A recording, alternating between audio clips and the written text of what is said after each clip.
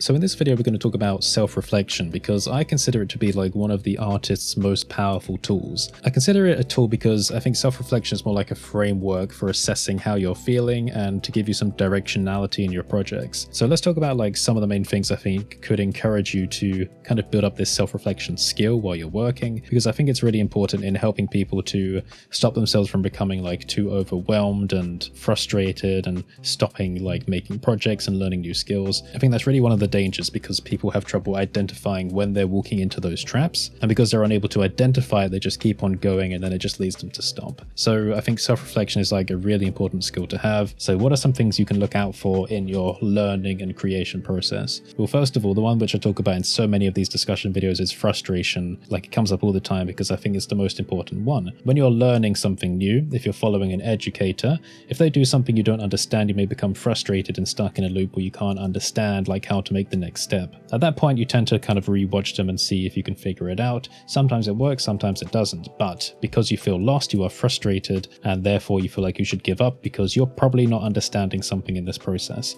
So there's a bit of self-sabotage going on there with the frustration. You don't want to feel more frustrated, but because you can't figure it out, you are moving your decision-making pattern into a direction where you end up giving up. So that's something to identify. Are there any loops in your learning process where you're getting stuck and not understanding?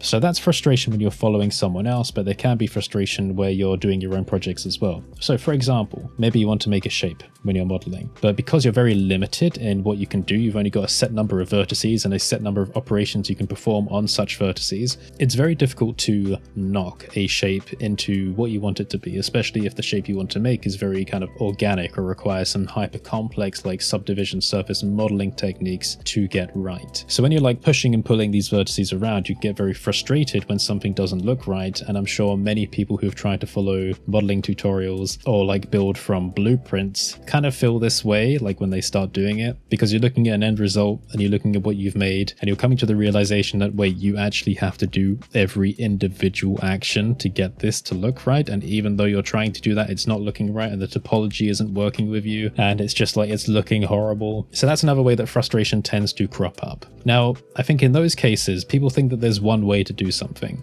Right? And they're doing that one way, like they've learned how to use these modeling tools, they're performing the actions, they're doing it the way they think it should be done, but still the results aren't looking good. Okay, so there's probably a couple of reasons for that. Number one, like the number one reason is there's not just one way to model, and you're probably doing it in a way which you don't like.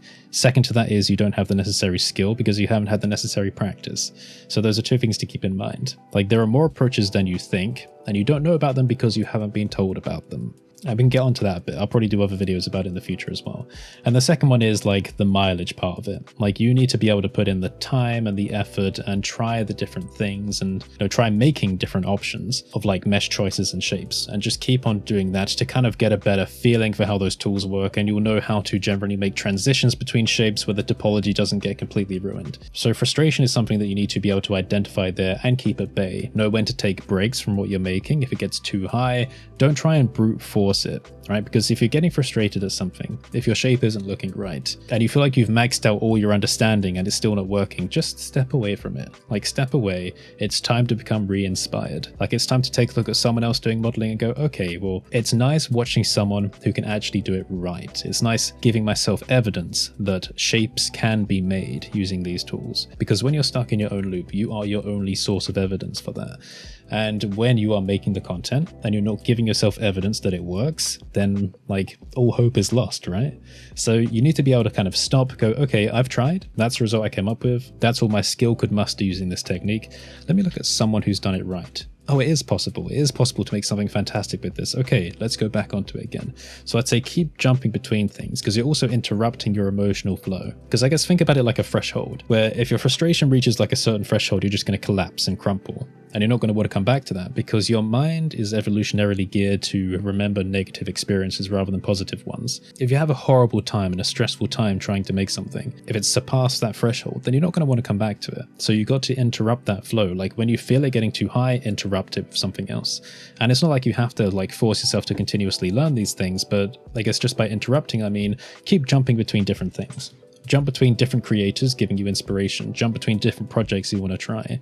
So you're just kind of just creating noise in this mess. So you're not feeling one thing too much. I think that's why it's also important to find educators which keep you engaged, because there's a wide variety of content creators out there and teachers who create content in various ways, and they describe things in different ways, and their presentation is different, and the speed which they show things is different, and that's going to change depending on who you've selected. Now, your personality may resonate with some people more than others. I find that the community members which tend to congregate to me are more subtle, chilled people who aren't very imposing with their ideas. I mean, like, they don't really like to try and like shove stuff in people's faces, and I like to think that's because I tend to have that personality as well. They congregate to the people they identify with. So I kind of have a bit of a theory that some creators tend to attract more extroverted people than introverted people, and I think I'm tending to attract more introverted people, but it's not generally consistent. You know, that's going to be a bit of a generalization, but what I'm trying to say is it's not the case that one creator is better than another, like if you resonate more with one than the other. It's just that you may find that you're relating to different creators in different ways. So when you're trying to find people to, say, like break out of that fluctuating negative feeling cycle, you want to find creators which give you positive feelings, and creators which keep you engaged, and creators which can direct your headspace. So what do I mean by directing your headspace? Well, like, you know, when you're watching a video that you find entertaining, yeah, it may be like a movie or a TV show or a piece of music as well, but like you go into like this autopilot phase where you're so stuck on enjoying it, you're so engaged that everything around you just seems to disappear. Like, you're not paying attention to anything in your periphery, you're not even paying attention to the time, like an hour may go by in no time. When you're watching content made by different creators, different educators, try and like give yourself a bit of a review afterwards and consider whether you were appropriately engaged in that content, like which ones kept your attention. It may not be immediately obvious, but I think it's an important thing to keep an eye on. This kind of goes back to another video I talked about where I was talking about like choosing your tribe, and I just dropped my pen, and selecting the right kinds of friends, where after you're done talking to a group of people, do you feel better or do you feel worse afterwards? So that's something that I always considered when you kind of culling off friend groups. It might sound a bit bad, but like it was very, very beneficial for mental health. But I'm thinking about the same thing here. Like, when you're enjoying different educational creators, do you feel better or more inspired after watching them, or do you feel worse? Like, that's another thing to keep in mind. Just like be able to stop and take these review processes. So the same thing could apply to when you're working on your own projects. Like when you're doing certain types of skills, or when you're trying to learn certain types of skills, if you're doing your modeling, your texturing, your sculpting, whatever, after you're done with that project, do you feel better or do you feel worse? And I think most of the time people feel worse, like when they're doing it for the first time, because they haven't met their expectations. But I think sometimes, like, there's a spark, people can inspire themselves and they're surprised with what they're able to make. That's a feeling that a lot of us creators tend to chase. Like, we're chasing that dopamine hit or that serotonin or whatever chemical like you want to pick. Probably dopamine. Yeah, we're always chasing that feeling, and we tend to find it. We have confidence in the fact that we're going to find that feeling because once we've felt dire circumstances and frustration when making projects in the past, we've powered through it and then found the feeling. Now, like I said, I wouldn't recommend trying to power through frustration, but if you can pace yourself, like, there is an element of faith you can find, that you have belief in yourself that you'll be able to make something good from it. Now, I think Polyfjord talked about this in one of his videos where he was making something based on a random prompt. It was like a kind of caramel flying creature in a utopian environment. And you can tell watching that, you know, most of the video, he was not too happy about the direction, like trying different things. And I think you can visually watch him try and pace himself because he understands how to do that, like, and not suffer from too much frustration, even when the end is not very clear. In being able to pace that feeling, like visually see it, understand it, settle it down because you have faith in your own abilities, then you will eventually reach a point where you feel comfortable, that you have a direction to work with. I also discover that feeling when I'm doing my own 3D artwork. So that point is just more to describe that the end result is not always clear. And I think, like, when you're learning things early on, you have this idea that the professionals always know exactly what the end result is going to look like, and that's just not true. That's just not the case. You know, there are some very specific circumstances, like when you're doing photorealistic work and working from very specific references, where they're supposed to work towards a like very primary, very obvious goal, which is a recreation of something that already exists. But for a lot of artists, it's really not the case. Like, the end result is not clear. We just have faith in the fact that we will discover a way to make something that looks good, that will resemble generally what we want to make. And in that faith process, you discover emotions. So like something positive like a dopamine hit when you discover a point where you can go in multiple directions. What I mean by that is, like, when I've done artwork before, I've made something which looks really cool, and maybe I'm thinking, well, if I replace this shape with this shape, or if I can change these values in my material and make something entirely different, but it still looks amazing, like changing the colors of something, changing the shape, maybe it's a procedural effect.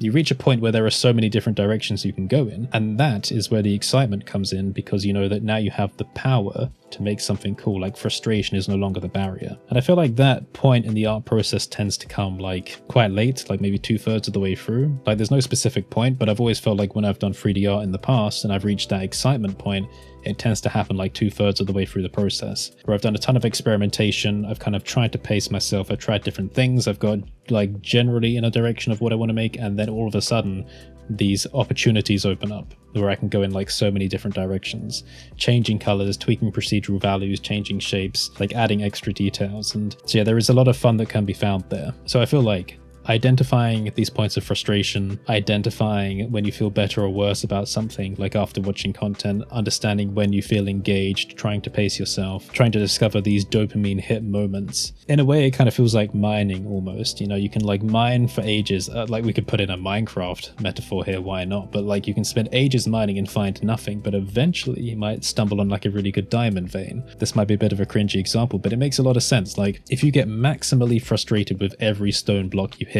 before finding diamonds, then you're going to go nowhere. But if you pace yourself, and you're smart and you're, just not frustrated at the process, you understand that every block you hit is bringing you closer to greatness. Like, everything you try is bringing you closer to a higher skill level, is bringing you closer to those dopamine moments, is bringing you closer to good artwork. Then you're going to come out rich with diamonds.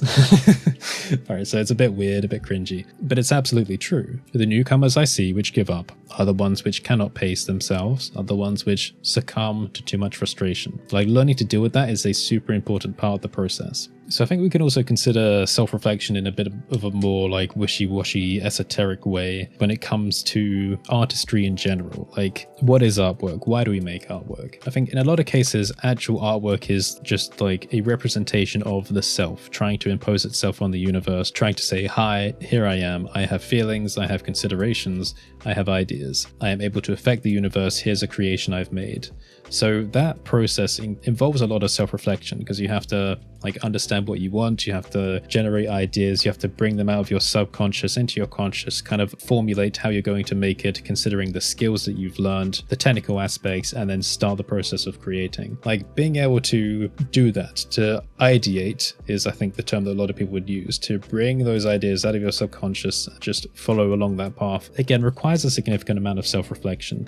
I think a lot of us kind of do it intuitively, and a lot of it is just unconscious. For example, if you've watched a show that you're inspired by, there may be an element of it you've been emotionally affected by, you really want to recreate or make something of your own in the same way, then that's quite an automatic process, right? It's just you've seen it, you feel something strongly about it, you want it now, you want to make it, you jump into the software, you get going, that's fine. But I think for artists that are kind of more on a mellow level, who aren't actively inspired and overwhelmed emotionally by something, then this process of creation requires like some self-reflective stimulation. I feel like, again, there's like a whole other skill level in there. And I do believe that part of how you onboard information, part of how you learn skills and take in inspiration has a lot to do with how creatively successful you'll be with your creative output later on in life.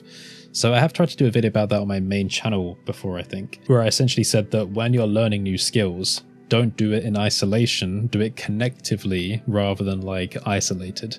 And I believe that if you're learning skills in a connective way, and if you're taking on inspiration in connective ways, basically meaning where you're connecting them with other ideas, if you do everything connectively while you're learning, then your brain is just going to become a creative like powerhouse where it just won't be able to stop generating ideas, because everything you've done is connective. So that's why I tell people, when you're learning programming, don't learn programming in isolation. Don't learn it in isolation like just from a book or from a website. Do it in a way where it directly interfaces with other creative ideas that you have, such as learning Python through Blender, learning C# through Unity. Those are like the two main examples that I have experience with. Now, there are so many other like points of thought that we could talk about for self-reflection, and I did write some down, but the problem is I can't read my own writing, so I might have to leave them for another day. So maybe that will wrap it up for now. The emoji for this video, if you made it this far, is going to be a brain, of course. a brain for psychology. So if you made it this far, put that in the comments and I'll be able to see which of you did make it this far. So yes, thanks for watching everyone, stay safe, and I will see you next time.